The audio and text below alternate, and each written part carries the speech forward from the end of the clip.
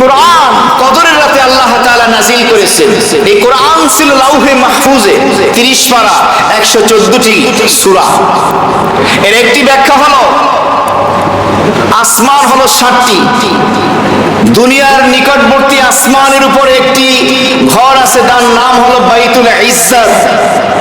এই লাইলাতুল কদরের মহিমান্বিত রাতে গোটা 30 পারা 114টি সূরা একবারে নিকটবর্তী আসমান দুনিয়া তার বাইতুল ইজ্জতে আল্লাহ তাআলা ফেরেশতাদের মাধ্যমে নাজিল করেছেন। সুবহানাল্লাহ।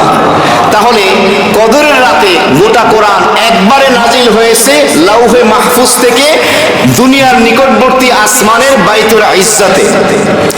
সেখান থেকে দুনিয়াতে সর্বশ্রেষ্ঠ পয়গম্বর মুহাম্মদুর রাসূলুল্লাহ সাল্লাল্লাহু আলাইহি ওয়াসাল্লামের উপরে দীর্ঘ 23 বছর ধরে এই গোটা কোরআন নাজিল হয়েছে। বলুন সুবহানাল্লাহ।